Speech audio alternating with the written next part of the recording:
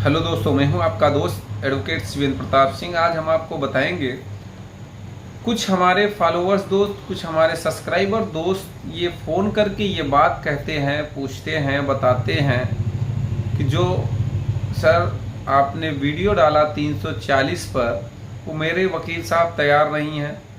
उनका कहना है कि 340 आपके मुकदमे में नहीं अप्लाई हो रही है, नहीं लगाई जाएगी, या ये कोर्टें नहीं लेंगी, यहाँ 340 नहीं होता है। तो कहने का मतलब आज का यह वीडियो है कि 498A, 12 DV एक्ट, 125 CRPC, यानी कि पति इन तीनों केसों से जूझ रहा होता है और सीधा सा उसका सवाल होता है कि क्या मैं पत्नी के खिलाफ कोई कार्रवाई कर सकता हूं कि नहीं, जबकि मेरी पत्नी ने 125 CRPC का पूरा केस झूठा लिखाया है, फर्जी दर्ज कराया है। उसके एक एक पॉइंट्स के मेरे पास एक सबूत हैं, एविडेंस हैं, फिर भी लोग 340 नहीं लगाते हैं। आज आपको बताएंगे 340 CRPC के बारे में डिटेल से, और साथ ही साथ देखिए, मेरी बात मत मानिए, किसी अधिवक्ता की बात मत मानिए।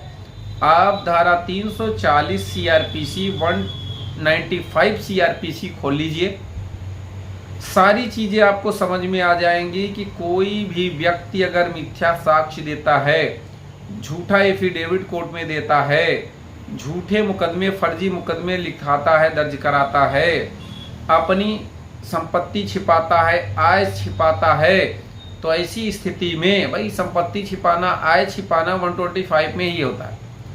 और इसको भी छोड़ दीजिए, मैं कह रहा हूं आप इसको भी छोड़ दो। 125 का जब मुकदमा फाइल होता है, अर्थात मेंटेनेंस का केस जब कोई भी पत्नी अपने पति पर करती है, तो उसमें रजनीश वर्सेस नेहा का एफिडेविट देना होता है। आप बाकायदे नेहा रजनीश का, माफ करिएगा, रजनीश नेहा का आप जजमेंट पढ़ लो। 340 का डिटेल से जिक्र उसमें किया गया है, उसको भी पढ़ लो। अमित कुमार वाजपेयी का भी हाल ही का एक जजमेंट आया, माननीय इलाहाबाद हाई कोर्ट ने दिया, जिसमें साफ कह दिया गया है कि अगर 340 की एप्लीकेशन पेंडिंग है, पति द्वारा 340 की एप्लीकेशन कोर्ट में लगाई जाती है, तो पहले 340 डिसाइड होगा, बाद में 125 डिसाइड होगा। अब यहाँ कुछ लोग सवाल उठाते हैं, मेरे वकील साहब कह रहे हैं ये जजमेंट वगैरह कुछ काम नहीं आएगा। भैया, सिर्फ मुंह से कहने पे मत मानो, वो जजमेंट जाओ लेके अपने वकील साहब को दिखाओ। और एक चीज़ है, आपने क्या कभी कोशिश किया फाइल करने का? नहीं किया। भाई फाइल तो करो। हमारे यहाँ इलाहाबाद में तो पता नहीं कितने डिस्ट्रिक्ट कोर्ट में भी फाइल हो रही है। हालांकि प्रैक्टिस हमारी माननीय इलाहाबाद हाई कोर्ट की है, लेकिन चूँकि 2 किलोमीटर का अंतर होता है हाई कोर्ट और डिस्ट्रिक्ट कोर्ट, फैमिली कोर्ट का, तो कभी कभार वहाँ भी जाना होता है। लेकिन जो लोग ये कहते हैं कि मेरे यहाँ ये फाइल नहीं होगी, फाइल क्यों नहीं होगी? कानून से हटकर आप कोई काम थोड़ी कर रहे हैं कि जज साहब मना कर देंगे। आप उसको कोशिश तो करो लगाने की, क्यों नहीं फाइल होगा? अगर बंदे के पास सबूत है, एविडेंस है कि इसने झूठ बोला है, इसने संपत्ति छिपाई है, इसने आय छिपाई, इनकम छिपाई है, गलत एफिडेविट दिया है, तो कार्रवाई क्यों नहीं होगी? जबकि माननीय सर्वोच्च न्यायालय ने भी अपने जजमेंट में ये बात कही है। भाई देखिए, कार्रवाई मुंह से कहने से नहीं होती है, या आप यूं कहें, ये बात मैं ऐसा नहीं कि मैं वकीलों पे आरोप प्रत्यारोप लगा रहा हूं क्लाइंट्स के थ्रू।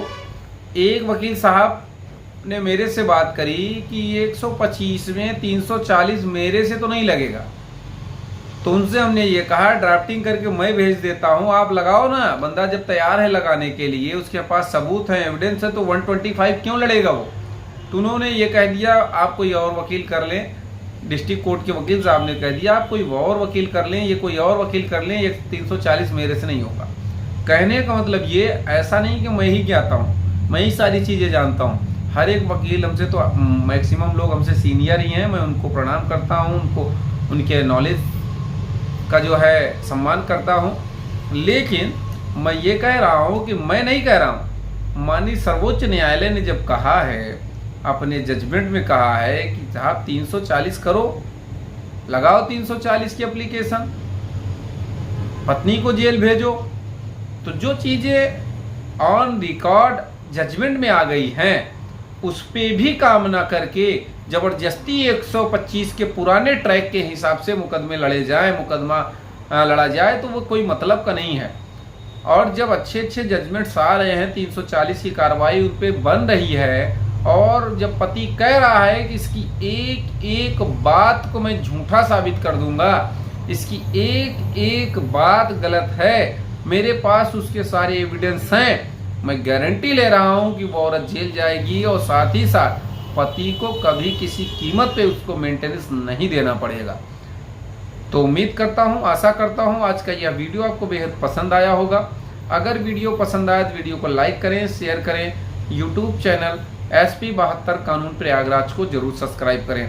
कोई सवाल शेष रह गया है कमेंट बॉक्स में कमेंट करके पूछ लें, या फिर स्क्रीन पर चल रहे नंबर पर फ़ोन करके जानकारी ले सकते हैं।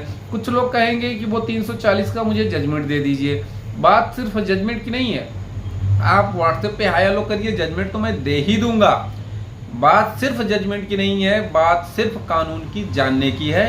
एक एक व्यक्ति तक ये कानून पहुंचना चाहिए, ये जानकारी पहुंचनी चाहिए, इसलिए ज़रूरी है। और ये कोई नहीं कह सकता कि 340 की कार्रवाई नहीं होगी।